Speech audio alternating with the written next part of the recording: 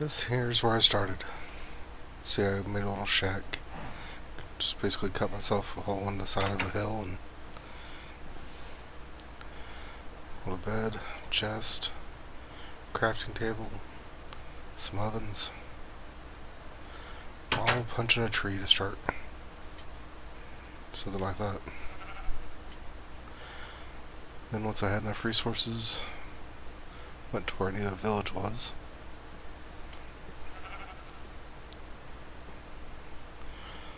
It's off to the side here.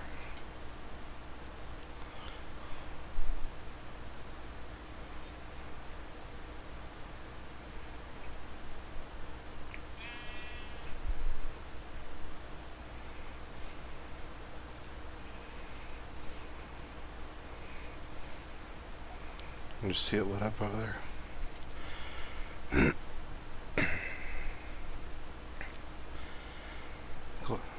Glass blocks are on top of the trees, keep them from growing too tall. So here's a stone wall just built around the village. Keeps them safe. Can't put a door in it or they'd walk out and get themselves killed. Do, however, have a ladder on the side.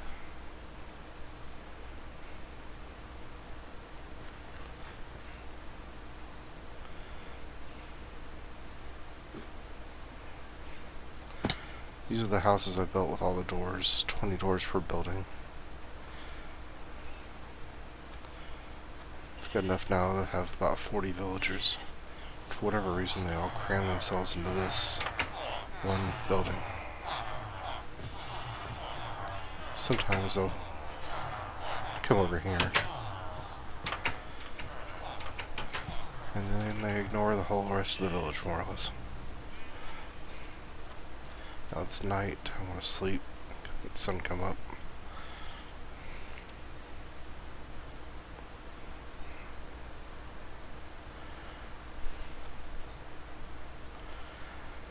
Stayed here until I had enough resources to finally move underground. It's the road I cut, so I could always find my way there quickly.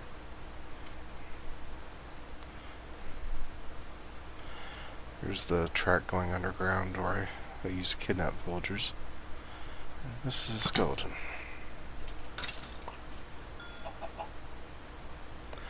As long as he stayed in the shade, the sun wouldn't burn him. But if he went out in the sun, it'd burn him to death.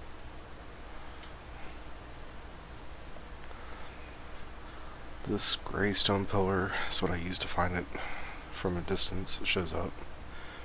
These beams are coming from beacons, so I'll explain those another time.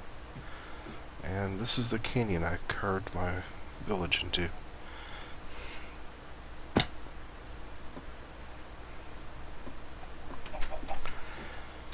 And like the ones in the main village, these like to all stay in one little area.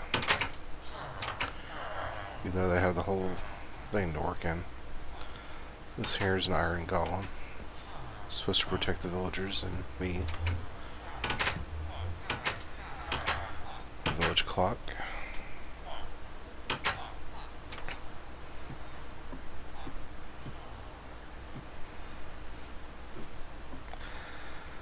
This here was part of my farm for sugarcane. And it looks like a bunch of tombs, but really the blocks are just covering the water so I don't fall in whenever I'm running around. And these big long halls are 32 blocks long, 16 blocks wide, and all three of them together made my slime farm. I don't use it anymore, so it's covered with little half slabs. Kind of keeps the mobs from spawning. This used to be my main storage area right here. This is my workroom. This is where I used to have doors set to protect me from anything that wandered in. This is my enchanting room. With all the bookshelves down like they are now, I get level 1 through 9 enchants. Pull a lever, 5 bookshelves pop up.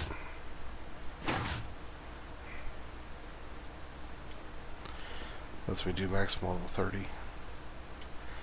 This here is the park I've been talking about. And this is the chandelier, or what I call a chandelier. can see the wood I used to highlight the differences in elevation. Different paintings I've hung on the wall recently.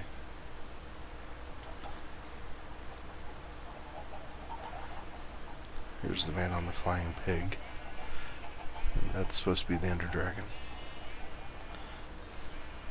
Close-up map, distance map. Another clock. This is the patio that I wanted to create the view for.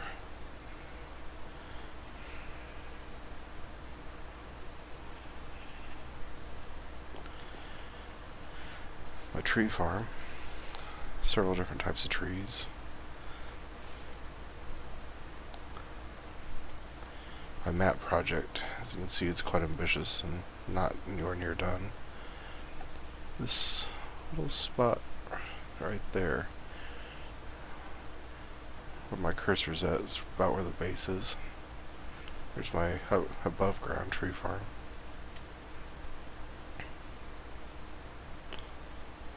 Cocoa beans are grown in those pods.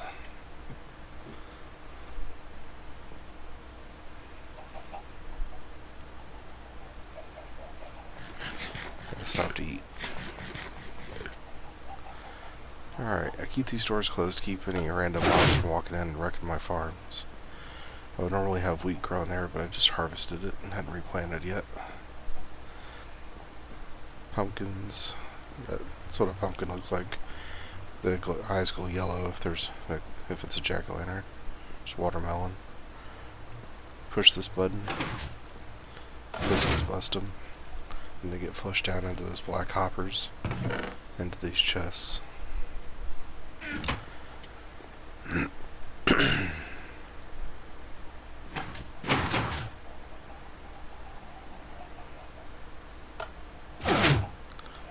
It's my carrots and potatoes.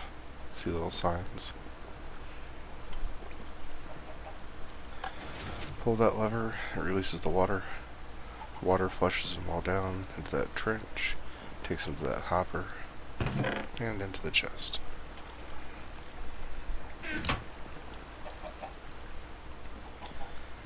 Pull the lever again and it'll turn the water off.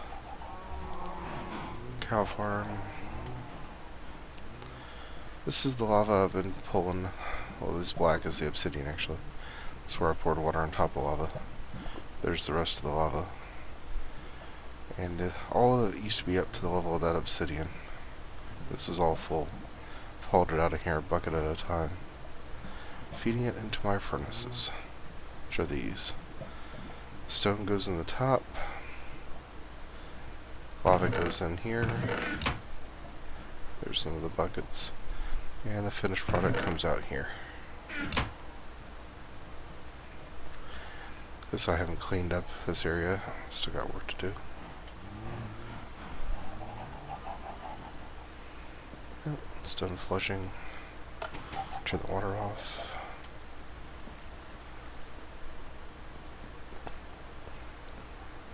Oh, my bags are full. Oh well. I'll replant it later.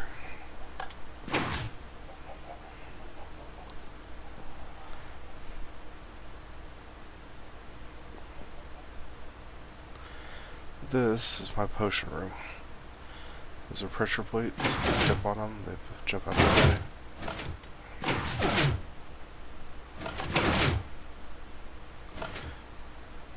Then push this button, and my crafting table pops up.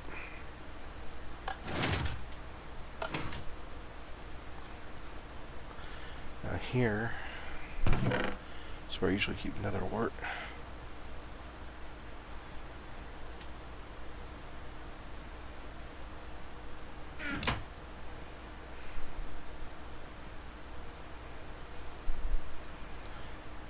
If I push that button there, these pistons will pop out, knock that nether wart off the dirt. To harvest it, I gotta wait till it grows. Finished potions go in that chest.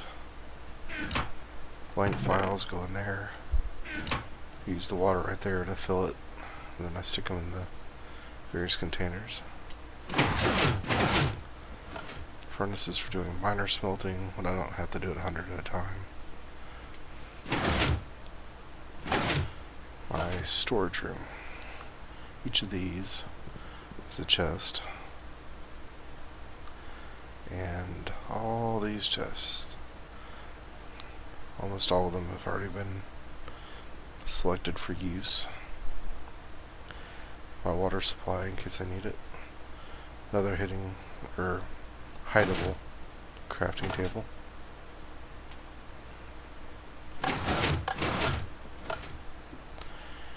Again, part of my slime farm, on the other side of which is my train station. Here's where the card's at to leave. Each of these selecting switches, light comes on until it's selected that piece of the track. This is the only one that's currently got a destination though. Now, this stuff up here is the selector for if there's a person in the cart, it'll tell them and switch the cart this way. If not, it'll send it this way, where it gets cycled back down to go in and refill the queue, which is right there. And all this down here, all this is the wiring for my train station. 7 levels high, roughly 32 blocks wide, 16 blocks deep.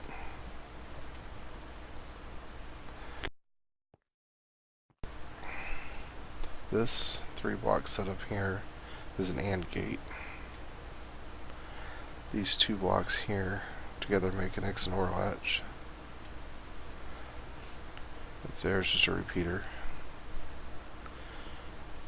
Ladders to get out. And the one destination I have. Push the button and go.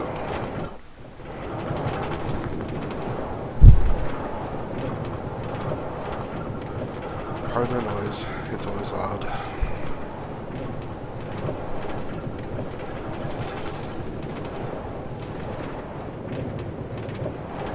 The tunnel's a little unfinished. There's still a lot of caves for me to explore.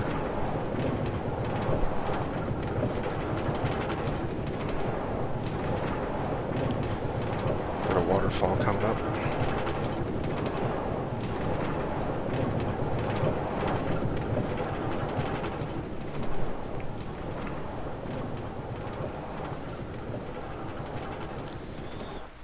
Then when I get here, hop out, just push the cart, it goes back into the queue.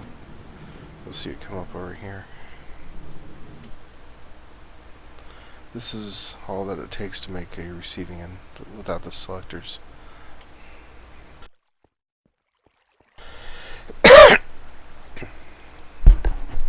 Sorry about that.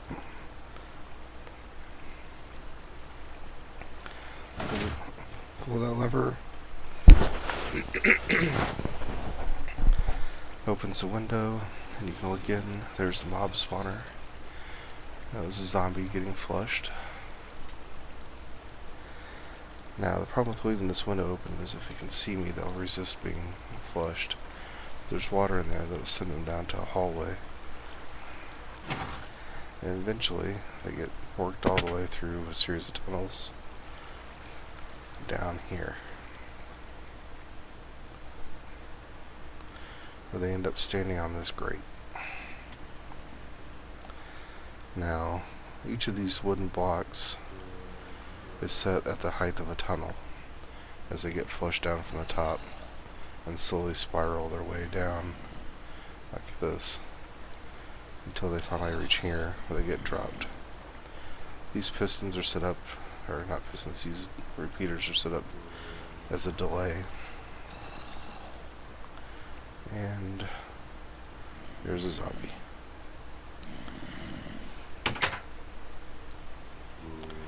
Two of them. Push that button, pistons bring a block in, suffocate them. That's what all this wiring is for. Push that button, signal goes in, and you can see it kind of works its way around that clock. Now they should be killable with 1 or 2 punches.